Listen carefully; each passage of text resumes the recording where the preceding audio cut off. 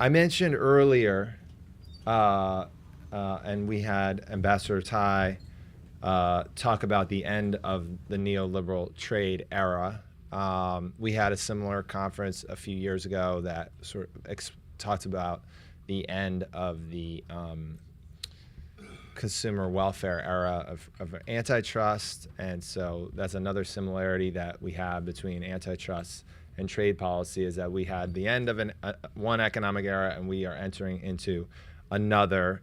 And our next speaker, Stephen Vaughn, is a extremely influential thinker on this exact issue. What will that next era look like? And it's my pleasure to introduce him. He is also a practitioner in U.S. trade policy. He served as general counsel at the Office of the USTR and for a period as the acting United States Trade Representative, where he oversaw major litigation and negotiations and helped guide the direction of U.S. trade strategy. He is widely regarded as one of the most talented trade remedy litigators in the country and continues to play a significant role in shaping the national conversation on trade, industrial policy, and global competitiveness. Please join me in welcoming Stephen Vaughn.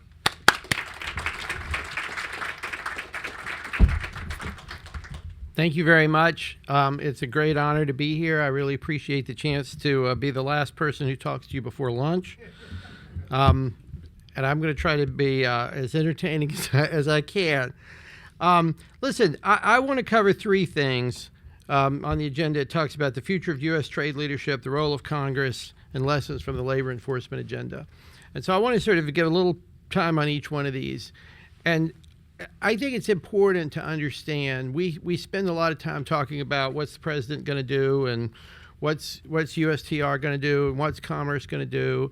And that makes sense. That is the way we should do it, because they are the ones who are sort of in the room right now trying to make these changes. But I do think it's incredibly important to understand the constraints that are faced by any president, and this president, the next president, the last president. They face very significant constraints. And two of the biggest constraints that they face are, one, the attitude of other countries, and two, the attitude of the Congress. And until you kind of understand that, it's difficult to follow a lot of what's going on here. One of the points that I always make when I talk to, especially when I talk to people from foreign governments, I always make a point of reminding everybody, like, it's not a parliamentary system, right? He doesn't get to, tell the Congress what to do. And so it's a completely different way of thinking about things. And I think the more you understand that, the more you can kind of appreciate what they're up against. So let's begin with this whole concept of U.S. trade leadership. And I think here we have to sort of really define, what is our terms? What are we trying to do? I think it's absolutely the case that in the mid-'90s and the early '90s, there were a lot of people in the United States who felt very strongly that now that we had come to the end of the Cold War, it was important to organize the world in kind of a new way. Everybody knows that after World War II, the Truman administration and the Eisenhower administration built all these different institutions. They built NATO, and they built the World Bank, and they built the IMF, and they built a whole series and a whole structure of institutions that were designed to prevent some of the problems that they had in the 30s. And I think there was a really strong bipartisan view here in Washington in the late 80s and early 90s that now we had an opportunity to build new institutions for a new world.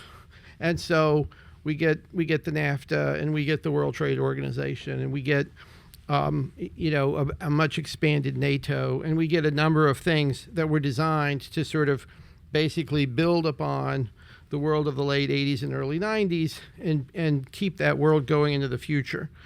It is incredibly important, I think, and I think it will be impossible to understand why they did what they did unless you realize that in the late 80s and early 90s, U.S. policymakers, the type of people who come to this place and the people who are sort of sitting in this room, they were on a roll, okay? They had won the Cold War. They had solved the inflation problem. They had solved the energy crisis. I mean, they were just winning, issue after issue after issue that in the 70s had seemed hopeless. By the early 90s, most of those issues were resolved. So they had incredible confidence in terms of their ability to mold and shape policies around the world. And you see that in these efforts to create leadership. But I think there were a couple of problems ultimately in that structure. One, I think that they did not sufficiently take into account how flexible U.S. policy had been during the Cold War. There's a lot of people who talk about sort of the GATT system from 1946 to today, and why would we want to break up the GATT system?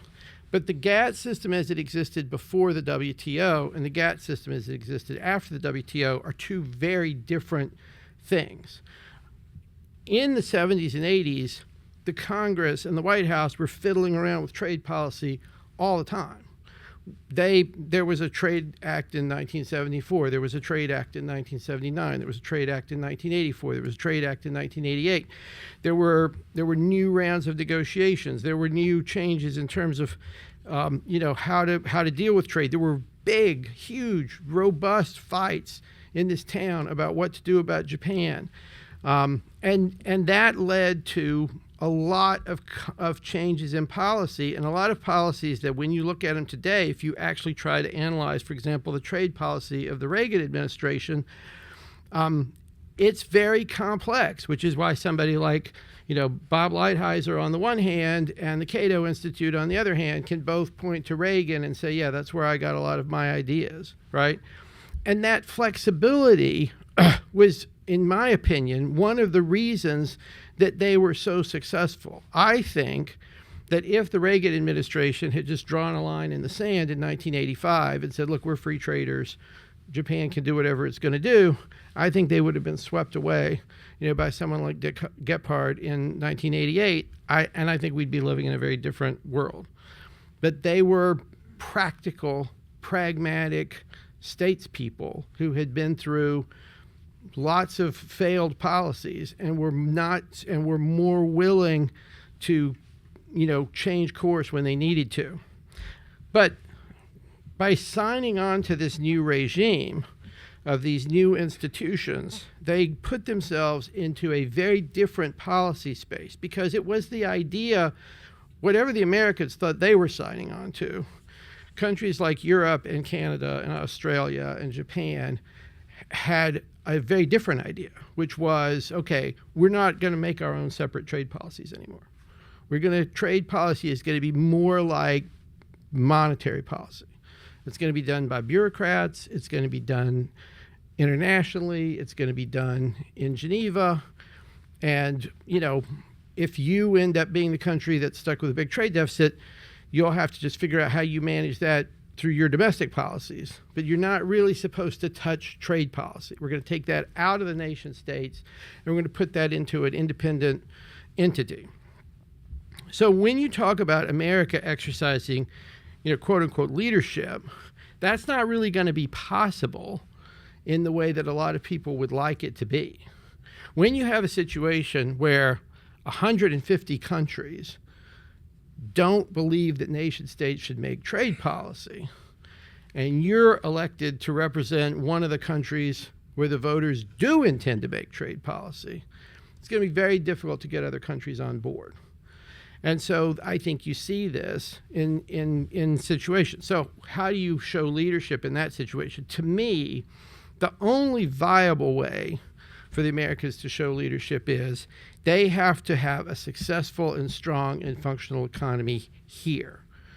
And then other countries might start to take them more seriously, okay? When President Reagan, for example, started moving things in a more libertarian direction, the immediate reaction of France in 1981 was to elect a socialist as president of France, right? And there was a lot of cynicism in Europe as to whether or not these policies over here would work. It was only after the U.S. started to show these tremendous economic growth rates that other countries started moving in a more libertarian direction. So to me, I think ultimately leadership is going to depend on results. Second thing, the role of Congress in shaping trade priorities. There is a misconception in not so much in Washington, I think, but in the rest of the world, that the Congress is this sort of weak, passive group of people who sort of, sit up there and do what they're told. And this could not be more untrue. I mean, I always tell people, nobody ever says, or very few people ever say, well, they're just the board of directors. They don't really have anything to do with the company. The CEO just does whatever she wants. I mean, when you're at USTR, you are under pressure from the Congress every single day. You get calls from the Hill. You get calls from members. You get called up for meetings. You get asked to go to hearings. You get asked to testify. And if you are doing things that they really don't like, it gets very unpleasant, like very quickly. Now, I think that the president and this Congress have done a pretty good job of working in the sense that the Congress has basically been willing to say, you can use the statutory authorities that you've already got, and we won't necessarily try to take those statutory authorities away, which is not something that they told us in the first administration. And they're trying to work together as best they can. But I think you do have to understand that this is, over time, it's going to be a tremendous constraint on the White House because, the Congress, they can change any of these statutes. And not just that, they can hold up your appointments. They can hold hearings. They can leak to the press. They can make your situation look worse in 1,000 ways.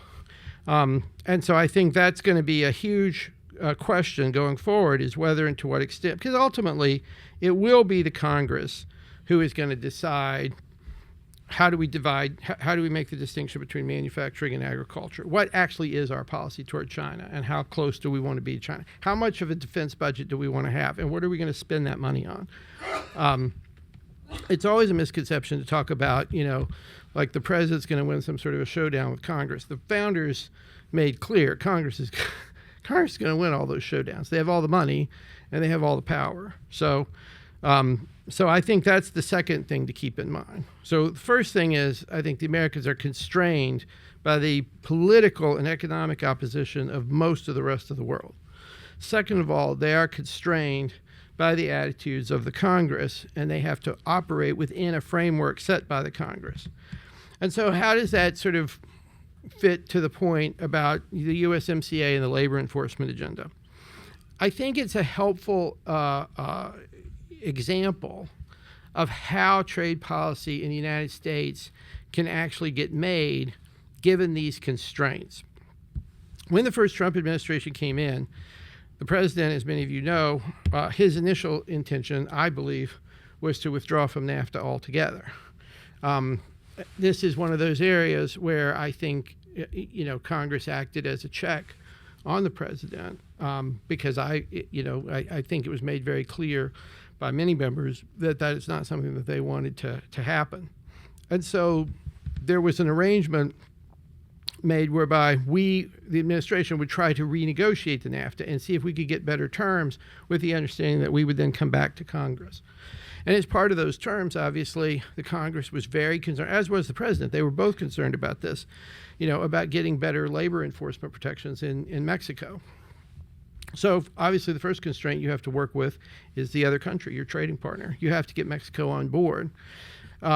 In part because the administration and the Congress worked together so well on this issue, Mexico came under enormous pressure and did, in fact, agree to stronger labor enforcement provisions than anything we had ever seen before.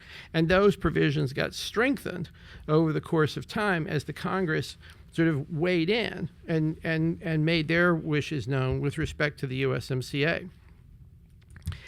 Once you had those provisions in place, now the USTR is in a much, much stronger position because they have provisions that have been agreed to by Mexico and that have been endorsed by the Congress. So it's not just a question. So many times at USTR, you have a constituent who comes in and they complain, and then your role is to sort of call other countries and complain, which is fine. I mean, that's what USTR's job is. But it's about as effective as you would expect it to be, right? But when you have an agreement that the other country has agreed to and that Congress has approved, that gives USTR so much more leverage. And I think you saw in the last administration that they really used this leverage and used the rapid response mechanism and a lot of other things in order to get things that wouldn't have been possible, before the USMCA went into place. And so I think what you're going to see, there's a lot of smoke and dust floating around right now. We're kind of still in the fog of war type situation. But the things that are going to survive are going to be the things where, one, you get buy-in from the Congress, and two, you may not get buy-in from your trading partners, but at least your trading partners can live with it. And if I were y'all, as I was analyzing this situation, those are the two categories I would keep an eye on. And then I would always remember that three, all of this ultimately rests on the support of the voters, which means that you have to be able to go back to those voters in 26, 28, whenever, and say, this is working. Because if you lose that, eventually you will be facing a big change. So I hope that's helpful. Thank you very much. I was told I could save 5 minutes for questions. I have 7 minutes for questions. So happy to take any questions that people have. I've got a question. We were talking, we talked a little bit today about sort of what this new, economic corridor will look like when it comes to trade. What's your view of, or the difference between Trump 1 and Trump 2 on what their goal is? What is the goal of all of these trade policies? Because it can be, it at times seem a little incoherent in terms of you've got tariffs, but you also have deregulation. And so while some of that seems like higher wages, and if we had a panel that said higher wages was one of the goals, but if you're having higher wages and then you're getting rid of labor enforcement, you're getting rid of some of the regulations that would otherwise help raise wages. It seems a little incoherent. I'm curious to get your thoughts, what is this vision for this second Trump administration? How should we think about that? Well, here's the way I think. One question is why are they all Republicans, right? What's the difference between us and a lot of Democrats? And I think when you start thinking about it from that perspective, I would put it like this. I would say that what they want, or at least what they have in mind, is something like this. They are Republicans in the sense that they do believe in the lower taxes and the lower regulations. And they do believe that by lowering taxes and lowering regulations, you will generate this demand inside the United States. You will free up capital. You will free up business. They will be more willing to make investments. They will be more willing to move. So in that sense, that's the part where the president and the Republicans on the Hill could pretty much come together, right? And that's why the one bill that they passed was that, right? So that I think they all are in agreement on. Now, I think where the president, what he and the populist movement are bringing to the table that is a little bit different is a recognition that these policies alone are not necessarily enough to raise living standards for people in the middle class, right? So when you focus on, these places in middle America, Western Pennsylvania, Northern Ohio, Michigan, Wisconsin, all these places that the president carried, the question then is, how do you make sure that they're getting the full benefit of the bargain? And one of the things that I think the president really focuses on is that he recognizes that companies are not there to provide a higher living standard for Americans. They're there to make money for their shareholders. If you give them the opportunity, everybody's going to have a spreadsheet. The moment that spreadsheet shows that they can make more money by selling their intellectual property to China or moving the facilities to Malaysia or whatever, they're going to do it. And in fact, if they don't do it, they're going to get in trouble with their shareholders. So in a sense, what's going on here is that they're trying to find ways to get these guys, these companies, to, one way to think about it, I think, is to think of the president as a sort of uber trade labor negotiator, right? In other words, get get these companies to hire more Americans than they would like to hire, get them to pay the Americans more than they would like to pay, but not disrupt the whole economy, right?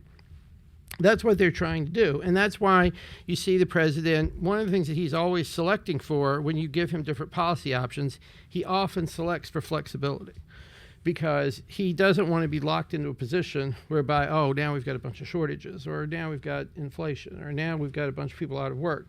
And so one of the things he really, really likes about IEPA, I think, is that he can tweak it, and make sure that he's getting the type of results that he wants. But if it all works together the way, what I tell people to keep an eye on is look at sort of living standards for people in the middle, like the real median household income. Keep an eye on that. If it works, that's where you should see it. You mentioned flexibility. Last night, Mexico increased tariffs on China. Do you think, purportedly to please the U.S. in advance of the USMCA review, do you think it's likely that we go towards a Fortress America concept during the USMCA review process and have a common external tariff? Or do you think it's likely that the U.S. deal with China and then Mexico and Canada, some of these partners we've pushed for alignment, are kind of caught in the back? I think that's exactly the type of thing that the president does not want to tell people, right? In other words, I think that one of the most fascinating debates inside the Republican Party right now is this whole question about what to do about China. And certainly I think it is the desire of many Republicans, especially up on the Hill, to have this type of alliance, right? To feel like, look, we need to work with other countries. And Canada and Mexico are longtime neighbors. Those are the type of people we should be working with. The president has been pretty consistent from the beginning that he is skeptical about, one, the cost of these type of alliances, and two, the efficacy of these type of alliances, right? And he is not wrong to the extent he is worried that the moment you say, okay, China is the problem, and we're going to solve everything to try to deal with China, that every other country that comes in and meets with you is going to say, well, you can't do anything to us because we're helping you with China, right? And I think the president is very sensitive to the fact that a lot of countries are going to want to play the U.S. and China off against each other and sort of get the best deal they can get. And I think a lot of what he's been trying to signal this year is, I'm not paying that. I'm going to make my own deal with China. I'm not asking any of you to help me with China. I will work that out for myself. And so then I'm going to deal with you separately. Now, whether that works or whether he can maintain that position or how that goes, we'll have to kind of wait and see. But I think he's very much, he sees it much more as kind of a, in my opinion, he sees it as much more of kind of a hub and spoke system where the U.S. is sort of dealing with everybody separately. On Europe, members have flared, and the Europeans were in D.C. earlier this week. What do you make of that? Are they going to go back to trade war or continue to countries? Well, I think the Americans are very, very concerned about whether Europe is going to do the things that they said that they were going to do, right? The European political system to Americans is extraordinarily opaque, right? And so when people tell us, it's hard to get things through the parliament, or we don't know what the timing of getting things through the parliament is, or something like that, like red flags tend to kind of go up in America because we can't know, is that real, or is that like a negotiating tactic, or what does that actually mean? I think it would be a tremendous mistake for the Europeans not to fulfill the bargain that they made with the president. I think that because I think the money is only a part of it, right? In other words, I think when it comes to the money, we have a deal and we can implement that deal. The bigger issue, and probably the more challenging issue, are these geopolitical questions about, are we going to be nation states or are we going to be some sort of world system? And we are literally a country that celebrates Independence Day, right? It's not easy for us to fit into like any system because we're literally going to spend the whole next year celebrating about how we fought a bunch of people in order to be able to make our own decisions. So I think sometimes the folks in Brussels don't understand how hard what they're asking the Americans to do is, because when you meet with other countries, Canada, Australia, some of these other countries, they're much more comfortable operating in kind of a EU style political framework. But America is much more like India in that sense. We are fiercely independent, right? So that's always going to be some tension there between the US and the EU. That's unavoidable because I know how strongly the EU feels about their system. I know how much they believe that it's important to the future of everybody. But we're just going to disagree on that. So hopefully the money stuff, the deal stuff, we can at least get that to work. Okay? We have time for one last question in the back. Thank you. Hi, thanks for speaking with us today. There's been a proliferation of forced labor import bans, trade agreements, free trade agreements. Wanted to know if you knew why the administration is doing this, and if they will be putting any effort and resources into making sure that these forced labor import bans actually. There are people inside that administration, including the president himself, who feel really, really strongly about labor. I mean, let's be honest. I mean, this movement lives and dies in large part on labor votes. I mean, the place when you look at the Republicans, if you look at the map for the Republicans, they're not looking at carrying Wall Street or carrying Silicon Valley or carrying Seattle or carrying any place where there's rich people. We're not carrying any of those places, right?